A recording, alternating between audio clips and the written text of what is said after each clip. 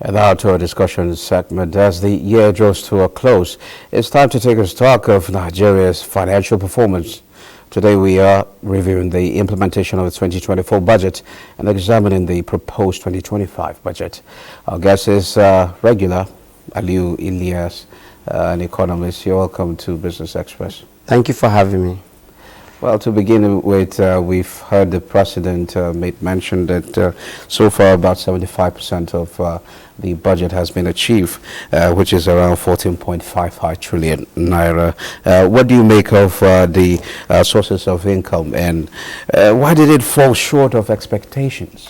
Right, I think it's a good news that we have budget performance at the level of 75%. I think it's a good one because most budget usually roll to the next year, that it will even move beyond the second quarter of the calendar. However, it's a good thing that we have budget to have performed to 75%. Then in terms of shortfall, it's a budget. Now, when you say budget, it's an estimated expenditure and income. So sometimes you don't really have the balance, but if you can achieve a significant number of it, I think that will be fine. But you recall that we have revenue targeted, and most of those indices might not work as expected. However, I think with oil revenue and non-oil sector income, we had got to have more money to achieve those things. But in terms of shortfall, I think you recall that towards the end of this year, I'm going to still go to borrow to finance the budget. I think that's part of the solution. But it's not bad to have a shortfall to an extent. But the thing is, the one we achieve, how well do we achieve it? Now, the budget minister always, he's been, talking about how we can possibly get funded.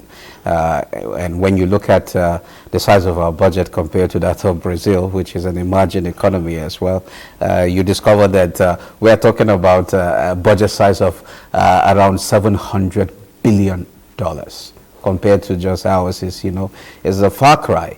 So how do you think we can really take advantage of our revenue base, as well as key into the issue of, because he talked about the issue of credit ratings. How do we improve our credit rating so that we can access more money, so that we can do more developmental projects? Right. Well, for me, I think I don't expect Nigeria to do less than 100 million budget in 2025. I wonder when I saw the budget, because if you compare it in dollars to what we had last time, you discover that the 2024 budget is far more than 2025 budget. Because if you look at even South Africa, don't even go outside Africa. See, most of the economy that are level, Egypt, South Africa, see that they are doing better in terms of budget. Then we must make sure that we get more revenue to actually finance this budget, because this budget cannot really move us from where we are to a developmental state. So we must do what we can do to make sure that we generate more revenue to have more. Because if you look at most of the things that we need to attend to, look at the amount that is going to be shared in social infrastructure, you discover that we have not. We're not really doing well to provide education, health, road. If you look at our budget, especially for capital budget, you agree with me that it's quite small. We must do around 100 billion, 100 trillion, as it were, to really move beyond where we are in Nigeria. Okay, do you see the finance bill, the much anticipated and talk about finance, like the tax reform that we are seeing, do you see it somehow addresses some of this issue of revenue? Right, if you ask me, I think the most good thing that is happening to Nigeria in this Fourth Republic should be the tax reform bill, because it highlights a lot of things. People are just looking at one side and looking about three other part of it. If you look at it, it talks about revenue generation, not only revenue generation, to also block the loophole that does not allow us to get more revenue. It to be digitalized, and the way they will collect the revenue, you will stop seeing people using a stick to block the road for Nigerians, whereby we will get all this, because most of those money are not even going to the government coffers. So I think the tax bill is a very good one to happen to Nigeria. However, any gray area should be settled through political economy, as it were. At 85% expenditure performance, we're talking about around 21.60 trillion naira. What areas of spending do you think were properly, or do you based on your assessment, you feel that we're properly prioritized and we're this effective in achieving the budget's goals? Right. I think security and defense, or defense and security rather, it's major critical area that I think it was rightly prioritized in terms of the budget, and we could see the result because before now, in fact, especially for FCT, you see that there is always challenges and other places, but now it's getting reduced. I think it's a good area to prioritize. But another area that I was thinking would have done better is the area of CNG, whereby Nigeria is trying to move to CNG, but the availability of the cascade, the availability of the CNG filling stations, it's becoming a problem. So I think that's the area I think has more challenge in 2024 that we need to do, because most people that are converted their cars spend 2-3 hours to get the CNG, which is a serious problem. So I think that area we are not doing well there. But in terms of other area, I think it's really meet up what was expected. Well, should we be concerned that the 2024 budget is running into 2025, which is somehow is breaking somehow the budget cycle? Should we be concerned? I think it is serious concern, and we are trying to what other presidents have tried to really maintain, especially President Muhammadu Buhari.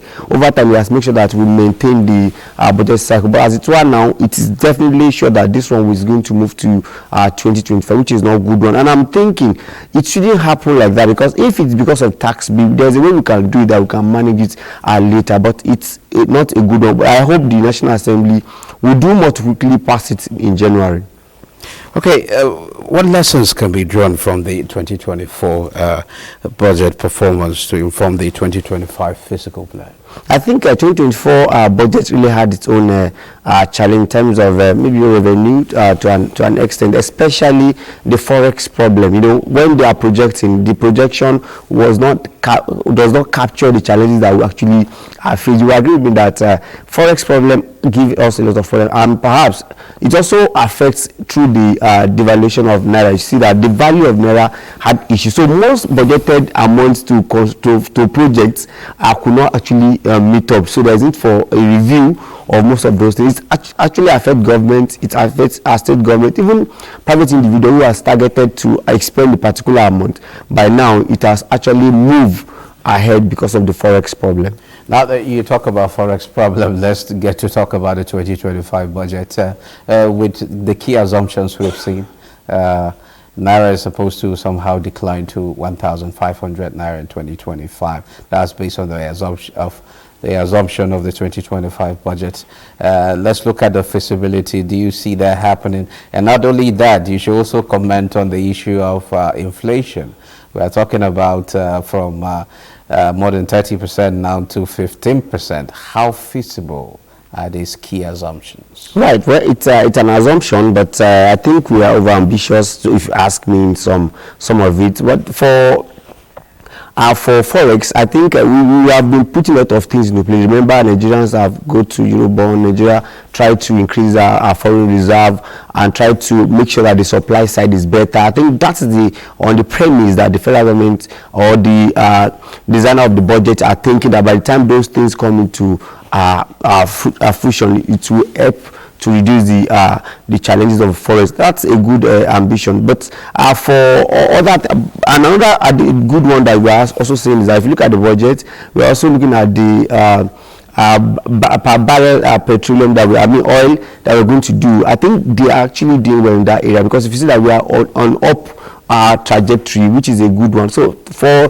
the target, I think Nigeria needs to, especially federal government, needs to do more to make sure that all what we have actually fixed that is going to be our target, we will try as much as possible to achieve it, and that must come with discipline of purpose, as it were. Now I'm afraid we're out of time, but I have two questions that I need to ask you, which is there are two important questions which I believe we should not leave out in this particular discussion. The number one is I think part of our key assumption, Donald Trump should come part of our key assumption, because we don't know what he's going to do right now as to production of of oil moving on from maybe by the time he takes power. I don't know. Maybe there's possibility that we'll see low prices. I don't know how it's going to affect us, but whatever it is, how do you see when you bring in Donald Trump into the picture? How do you see this affecting Nigeria's plan? Then another is the budget size.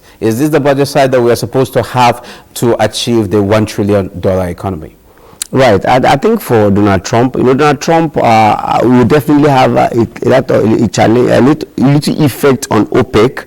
But the blessing for Nigeria is that Dangote is also there, and we also have a refinery working. I think that would have be a shock absorber if I thought there is a negative any externalities from Trump or American government as a government. Perhaps we will definitely manage it. He will come and he will do his own, and Nigerian will also be Nigerian. But I think I'm happy that we have an alternative to actually fall into, which is a good one for Nigeria. But in terms of budget, for me, I think Nigerians should go beyond 50 trillion budget. We should be looking, because I'm expecting National Assembly to see reason to also jack it up. But I'm thinking we should be doing about 100 trillion budget. That's what we should be doing by now to move beyond where we are as a country. Thank you, Aliyu. Ilias. It's been a pleasure having you on the program. Thank you for having me.